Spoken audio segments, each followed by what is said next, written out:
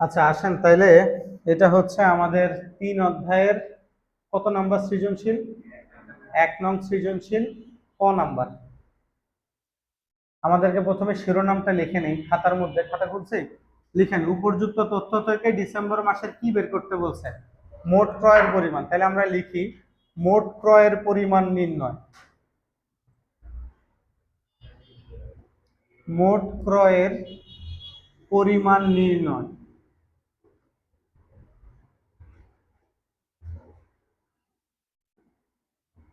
Okay fine. মোট ক্রয়ের পরিমাণ নির্ণয়। তো আসেন ঘর করি এটার জন্য। তারিখ, বিবরণ, টাকা টাকা। আচ্ছা মোট ক্রয়। আচ্ছা ক্রয় বলতে শুধু ক্রয় মানে কি ক্রয় বুঝায়? পণ্য ক্রয়। তো পণ্য কবে কবে কিনছে খুঁজেন।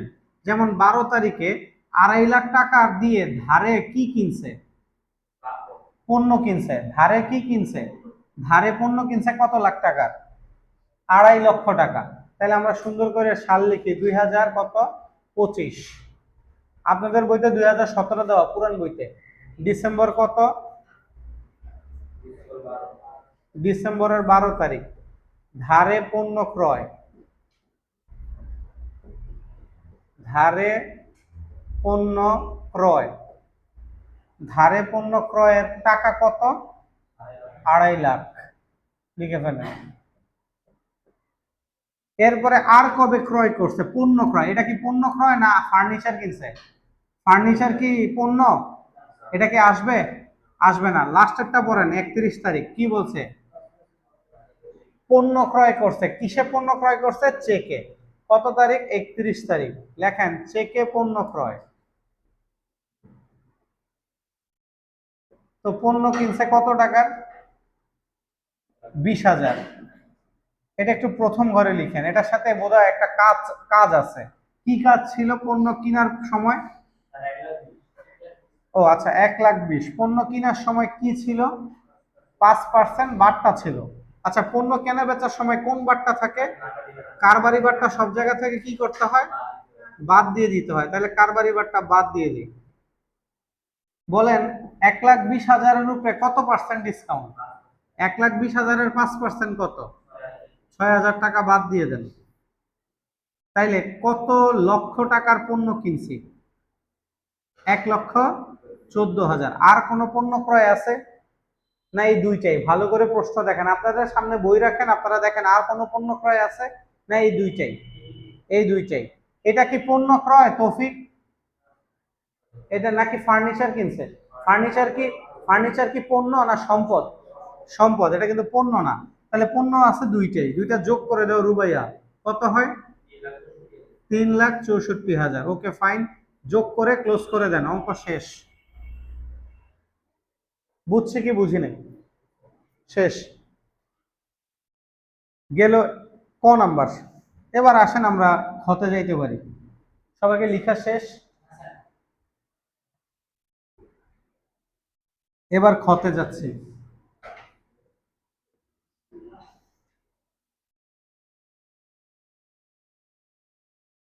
আসেন খতে আমাদেরকে বের করতে বলছে ডেবিট ক্রেডিট নির্ণয় করো। আপনাদের বই অনুযায়ী করতেছে। আপনাদের বইতে তো কোনো ডেট উল্লেখ করেনি। সবগুলির ডেবিট ক্রেডিট করতে বলছে। তাহলে আমরা সবগুলিরই ডেবিট ক্রেডিট করব। তাহলে ঘর নিয়ে নেই প্রথমে। এটা হচ্ছে 1 নাম্বার প্রশ্ন খ নং নাকি? ডেবিট ক্রেডিট নির্ণয় করব। তো বলেন এই অধ্যায়ে বলছি যেটাই চাক কয়টা ঘর কম্পালসারি? প্রথম ঘর কার? সারা জীবন। সারা জীবন প্রথম ঘর তারই। আওয়াজ করো না। এরপরের ঘরটা সংশ্লিষ্ট হিসাব খাত বা পক্ষ বা হিসাব যে কোনো একটা লিখবেন। সংশ্লিষ্ট হিসাব খাত। Okay fine. এরপরে কার ঘর কি চাইছে প্রশ্নে? এই দুইটা ঘর রাখার পরে দেখবেন কি চাইছে? ডেবিট ক্রেডিট চাইছে। তাহলে ডেবিট ক্রেডিটের জন্য কয়টা ঘর রাখতে বলছিলাম? একটা ঘর রাখতে বলছিলাম ডেবিট ক্রেডিটের জন্য। ডেবিট ক্রেডিট চাইলে পাশে কার ঘর রাখতে হয়? টাকার ঘর রাখতে হয়। তাহলে পাশে একটা টাকার ঘর রাখেন। ওকে ধন্যবাদ। কোনো কোশ্চেন আছে এই নিয়ে? ঘর নিয়ে? ঘর বুঝছি। ওকে, থ্যাংক ইউ। তাহলে আসেন শুরু করি। বিসমিল্লাহির রহমানির রহিম। আমাদের প্রথমে সালটা লিখে নেই। তোমাদের বইতে 2017, আমার বইতে 2025। নতুন বই অনুযায়ী ডিসেম্বরের কয় তারিখ? 1 তারিখ। যারা জাবেদা ভালো পারেন না তারা এখন শিখে ফেলবেন, আমাদেরটা শুনবেন আর মুখস্থ করে ফেলবেন। এই যে তুমি নিলয়, ভালো করে খেয়াল করো। ডিসেম্বরের 1 তারিখ তোমার বইতে দেখো, আমরা এখান থেকে পড়তেছি। নগদ 15 লাখ টাকা মূলধন ব্যবসায় কি হলো? আনা হলো। নগদ 15 লাখ টাকা মূলধন আনছি ব্যবসায়। এই মূলধনের টাকা কে দেয়? মালিক দেয়। মনে রাখবা, মালিক যা দেয় তাই মূলধন। কি বলছি? তাই মূলধন। তো মালিক নগদ কয় টাকা দিছে ব্যবসায়? 15 লাখ টাকা দিছে। তাহলে নগদ টাকা দিলে নগদ টাকারে কি নামে লেখে? নগদান হিসাব। আগে শিখো পরে লিখো। নগদান হিসাব। তো নগদ টাকা দেওয়াতে, নগদ টাকা ব্যবসার একটা সম্পদ, নগদ টাকা দেওয়াতে ব্যবসার সম্পদ বাড়ছে না কমছে? সম্পদ বাড়লে ডেবিট হয়। কি বলছি? সম্পদ বাড়লে ডেবিট হয়। তাহলে নগদান হিসাব ডেবিট। তাহলে নগদ টাকা দিলে নগদান হিসাব ডেবিট। আর কে দিছে এই নগদ টাকা? মালিক। মালিক যা দেয় সব কি নামে লিখতে বলছে? মূলধন হিসাব। আর মূলধন যত দিবে মালিকের টাকা তত বাড়বে। আর মালিকের টাকা বাড়লে ক্রেডিট হয়। মূলধন হিসাব ক্রেডিট। তাহলে এই মালিক যদি তাহলে ব্যবসায় নগদ টাকা দেয়, তাহলে জাবেদা কি লিখবা? নগদান ডেবিট। মুখস্থ করে ভালো। নগদ টাকা মালিক ব্যবসায় নগদ টাকা বিনিয়োগ করলে বা নগদ টাকা দিলে জাবেদা কি? নগদান হিসাব ডেবিট। এই প্রত্যেকদিন তোমার এই জাবেদাগুলি আমি ধরবো, তোমার জিজ্ঞেস করবো পুরান অঙ্ক থেকে। এখন বলো টাকা কত? তাহলে সুন্দর করে আমরা 15 লাখ লিখি।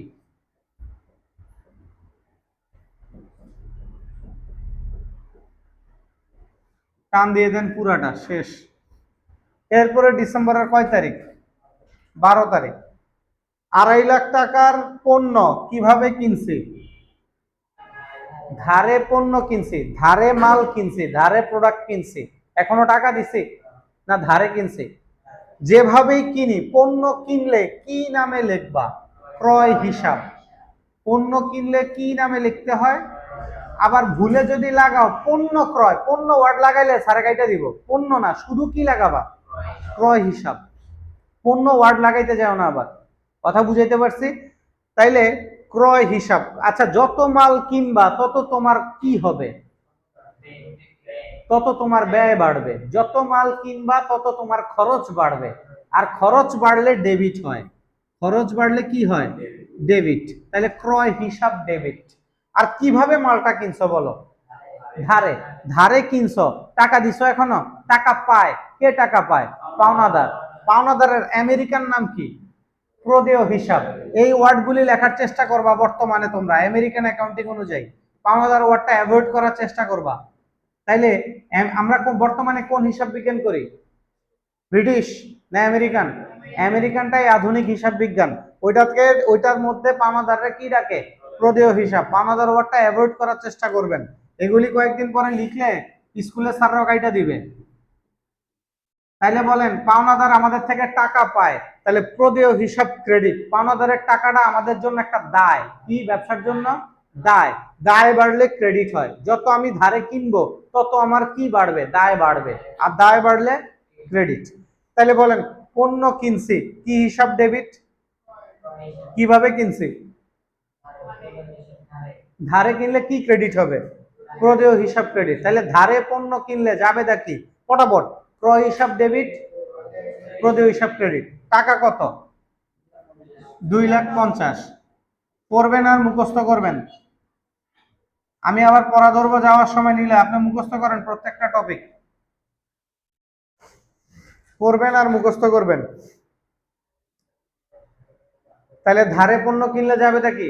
মুখস্থ করেন। ক্রয় হিসাব ডেবিট, প্রদেয় হিসাব ক্রেডিট। ক্রয় হিসাব ডেবিট, প্রদেয় হিসাব ক্রেডিট। ক্রয় হিসাব ডেবিট, প্রদেয় হিসাব ক্রেডিট।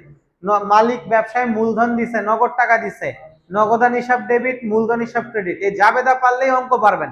অন্তত বলতে পারি স্কুলে পরীক্ষায় পাশ করে আসতে পারবেন। কথা বুঝাইতে পারছি? আর আমাদের জাবেদা পারলে 2 অধ্যায় পারা যায়, জাবেদা পারলে 3 অধ্যায় পারা যায়, জাবেদা পারলে 5 অধ্যায় পারা যায়, 6 অধ্যায় পারা যায়, 7 অধ্যায় পারা যায়, 8 অধ্যায় পারা যায়। জাবেদা হচ্ছে হিসাব বিজ্ঞানের আত্মা। যে জাবেদা ভালো পারবে সে অ্যাকাউন্টিং খুব ভালো বুঝবে এবং পারবে। কথা বুঝাইতে পারতেছে? অন্তত স্যারে কি পড়াইতেছে এটা বুঝতে পারবো যদি জাবেদা পারে। কয় তারিখ গেল? 12। এরপরে কয় তারিখ? 23।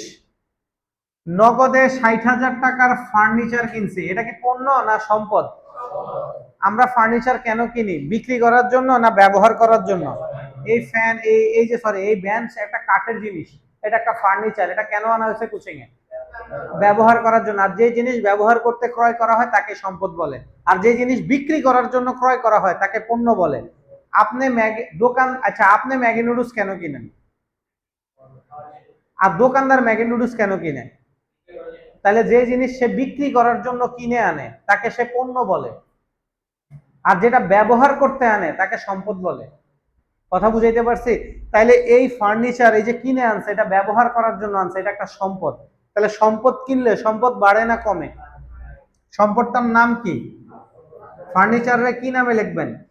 আসবাবপত্র। মনে রাখবেন এরকম থাকবে, টেবিল ক্রয় করা হলে, এই লেখো পরে বুঝো আগে, টেবিল ক্রয়, চেয়ার ক্রয়, আলমারি ক্রয়, শোকেস ক্রয়, এগুলি যেটাই থাকুক কি নামে লিখবা?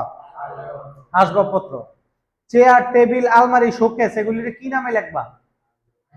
এগুলি কি সব ফার্নিচার না? কি নামে লিখবা? চেয়ার হিসাব লেখলে কেটে দিব, চেয়ার হিসাব লেখা যাইব, কি নামে লিখতে হইব? আসবাবপত্র হিসাব। তাইলে ফার্নিচার কিনাতে আমার সম্পদ বাড়ছে না কমছে? সম্পদ বাড়লে কি হয়? ডেবিট। তাহলে আসবাবপত্র ডেবিট লিখছি। আর কিভাবে কিনছি ফার্নিচারটা? নগদে। নগদে কিনলে কি নামে লিখতে হয় একটু আগে বলছে? নগদান হিসাব। তো নগদ টাকা, আচ্ছা নগদে ফার্নিচার কিনছি, নগদ টাকা বাড়ছে না কমে গেছে? নগদ টাকা একটা সম্পদ, সম্পদ কমলে কি হয়? ক্রেডিট। তাহলে নগদান হিসাব ক্রেডিট।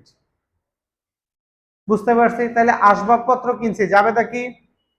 আসবাবপত্র হিসাব ডেবিট, নগদান হিসাব ক্রেডিট। নগদে কিনছি, নগদ টাকা চলে গেছে, এটা টাকা বলেন।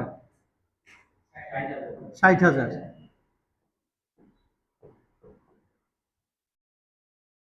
টান দিয়ে দেন, শেষ। এরপরে কয় তারিখ? 23 গেল, 24। তাহলে হ্যাঁ, ইয়া বলো কি যেন নাম? নিলয়। তাহলে বলো, নগদে আসবাবপত্র ক্রয় করা হলো, যাবে দেখি।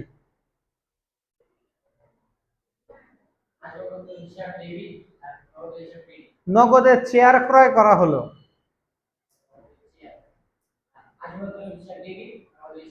নগদে টেবিল ক্রয় করা হলো, জাবেদা সব একই। চেয়ার টেবিল সব কি নামে লিখতে হয়? আসবাবপত্র। গুড, থ্যাংক ইউ, বুঝতে পারছেন। 24 তারিখ ম্যানেজার শাকিলারে কি দিছি? বেতন দিছি। কয় টাকা বেতন দিছি? আচ্ছা বেতন দিছি। তাহলে আসেন এবার বেতনের জাবেদা দিই। বেতন দিলে, আচ্ছা আমি যদি আমার কোনো স্যারের বেতন দিই, স্যারগরকে আমি বেতন দিই না, না মাগনা রাখছি? বেতন দিই। তো বেতন দিলে আমার কি হয়? প্রতিষ্ঠানের ব্যয় হয় না? তো যত বেতন দিব তত ব্যয় বাড়বো, খরচ বাড়বো, আর খরচ বাড়লে ডেবিট হয়। তাহলে খরচটারে কি নামে লিখবা? বেতন হিসাব। আর কেউ যদি ভুলে শাকিলার বেতন লেখে তারটা কাইটা দেওয়া হবে। শুনেন একটা কথা বলি, বেতনের বেলায় কারে বেতন দিছে ওই কর্মচারীর নাম লাগানো যাবে না। এটা আমার কথা না, এটা বইয়ের কথা। 5 অধ্যায় খুলে দেখতে পারেন। কত অধ্যায়? 5 অধ্যায়ের নাম কি? হিসাব। ওইখানের মধ্যে বেতনের মধ্যে লেখা আছে কর্মচারীর নাম থাকলেও নাম লাগানো যাবে না, শুধু কি নামে লিখবা? বেতন হিসাব। তাহলে কর্মচারীরা বেতন দিছে, বেতন হিসাব ডেবিট, খরচ বাড়ছে। আর কেমনে বেতন দিছে? নগদে। তাহলে নগদ টাকারে কি নামে লেখে? নগদান হিসাব। তো বেতন দেওয়াতে নগদ টাকা বাড়ছে না কমে গেছে? নগদ টাকা কমে গেছে। নগদ টাকা কমা মানে কি কমা? সম্পদ কমা। সম্পদ কমলে কি হয়? ক্রেডিট। নগদান হিসাব ক্রেডিট। বুঝছেন কিনা বলেন? কত টাকা বেতন দিছি? 48,000। তাহলে বেতন দিলে যাবে তাকে নিলে মুখস্থ করে ফেলো, বেতন হিসাব ডেবিট, নগদান হিসাব ক্রেডিট। নগদে বেতন দিছে, বেতন ডেবিট, নগদান। আচ্ছা যদি এমন হইতো চেকে বেতন দিছে, তাহলে যাবে তা কি হইতো? বেতন ডেবিট, চেকে দিলে কি লেখতা? ব্যাংক হিসাব ক্রেডিট। তখন ব্যাংকের থেকে টাকা যেত। কথা বুঝাইতে পারছি? কয়টা গেল? আর কয়টা আছে? আরো 2টা। Okay fine. এরপরে কয় তারিখ? 30।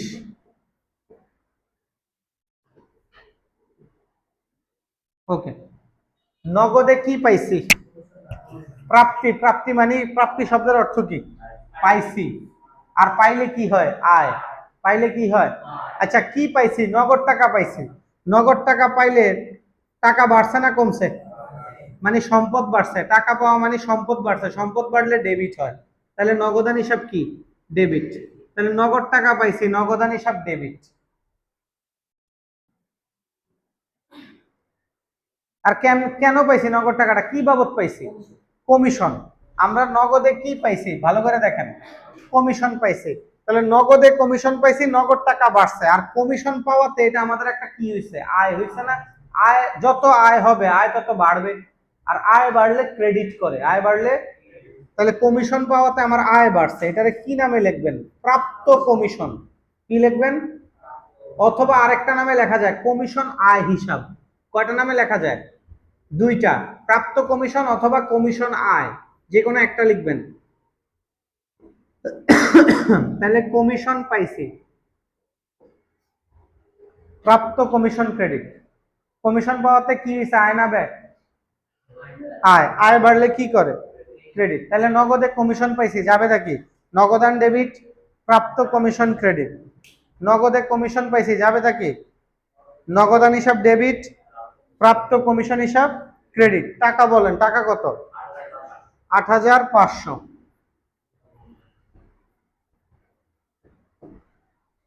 শেষ। আর একটা বাকি, লাস্টেরটা। এরপর লাস্ট কত তারিখ? ৩১ তারিখ। কি বলছে? ৫% বার্তায় চেক ধারা পণ্য কিনছে নাকি? আচ্ছা, কি এবার পণ্য কেমনে কিনছে? ধারে না চেকে? চেকে পণ্য কিনছি। খেয়াল করছেন যে লাস্টের এন্ট্রিটা একদম। তো আমি একটু আগে পড়াইছি, যেমনি পণ্য কিনি, পণ্য কিনলে কি নামে লিখতে হয়? ক্রয় হিসাব। তাহলে যত ক্রয় করবো তত আমার ব্যয় বাড়বো, আর ব্যয় বাড়লে কি হয়? ডেবিট। ক্রয় হিসাব ডেবিট। আমি পণ্য কিনছি, ক্রয় হিসাব ডেবিট। পণ্য কিনলে কি ডেবিট করতে হয়? ক্রয় হিসাব ডেবিট। আর কেমনে পণ্য কিনছি? চেকে। তাহলে কিসের থেকে টাকা গেছে?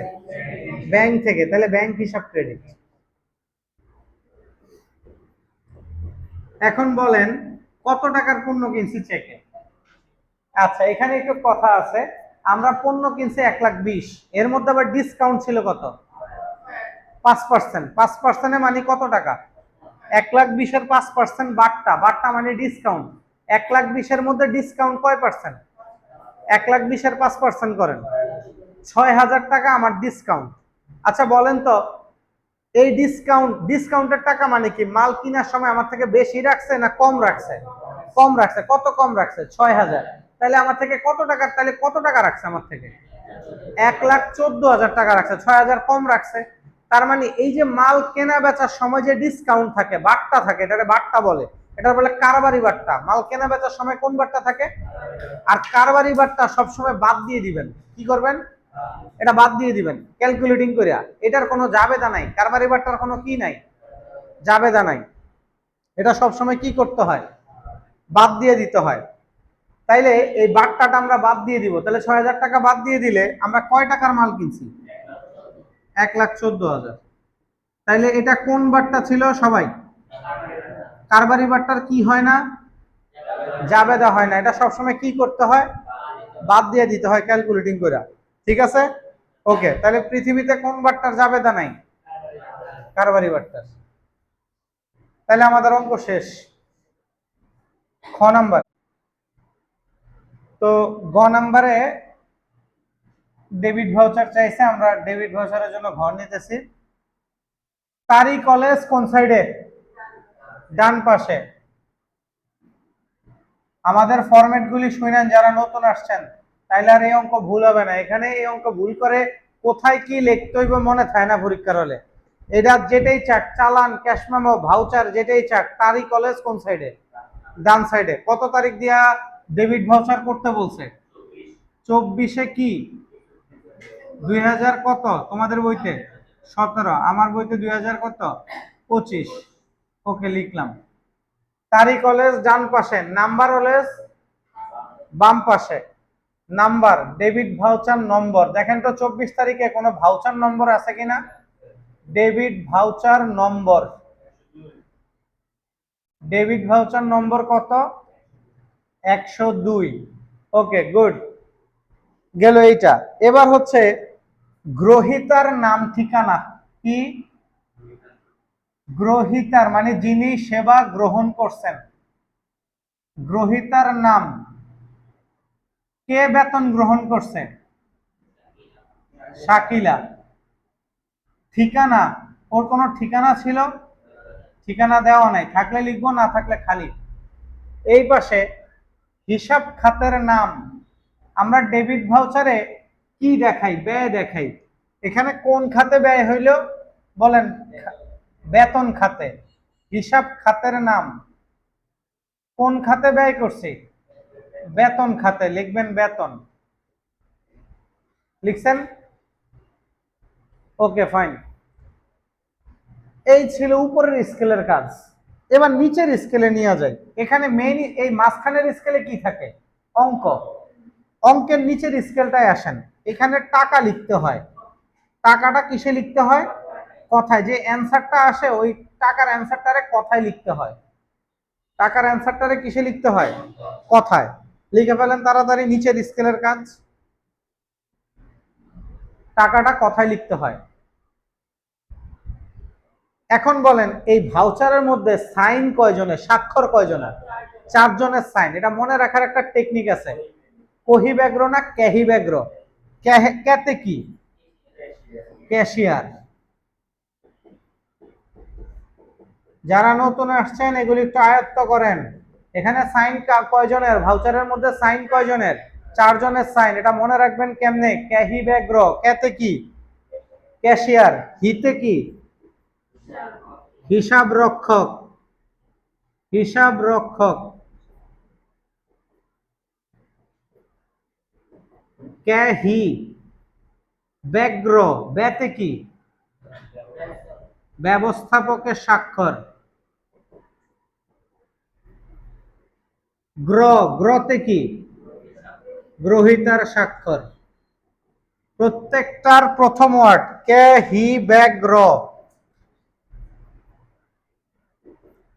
ক্যাশিয়ার, হিসাব রক্ষক, ব্যবস্থাপক, গ্রহীতা। 4 জনের সাইন সিরিয়ালে। বুঝাইতে পারছি? এবার মেইন স্কেলে, মাঝখানের স্কেলে কি থাকবো? অঙ্ক। ও আচ্ছা, এই সাইনটা দিবে যে এটার মধ্যে একটু দাগ টাইনা দেন। উপরে সাইন দেয় যে, আবার আপনারা সাইন দিতে যায় না, মানে সাইনটা কোন জায়গায় এটা একটু বুঝাই দিতে হবে। প্রত্যেকটার উপরে দাগ টাইনা দিয়েন, স্বাক্ষরটা কোন জায়গায় দিবে আর কি। এখন আসেন মাঝখানের স্কেলে অঙ্ক। উপরে একবার তারিখ লেখছি, ভিতরে কি আর তারিখ হবে না ক্রমিক নং? ক্রমিক নং। ওকে, এখানে টাকা, বাস শেষ। একটা টাকার ঘর দিলে হয়ে যায়, এখানে আর লাগে না। 1 নাম্বার শেষ। এখানে একটাই লেনদেন ছিল। আর ও ভালো কথা, এই বক্সটার নাম দিবেন ব্যয়ের বিবরণ। ডেবিট ভাউচারে কি থাকে? সব ব্যয়। তো এখানে নাম দিবেন ব্যয়ের বিবরণ। লিখবেন বেতন প্রদান। শেষ। কত টাকা বেতন দিচ্ছেন বলেন?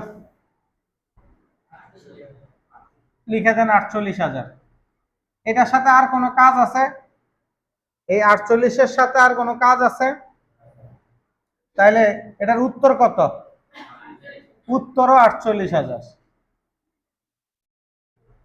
তাহলে টাকাটা কথায় লিখে দিই। 48,000 টাকা কিছুই না।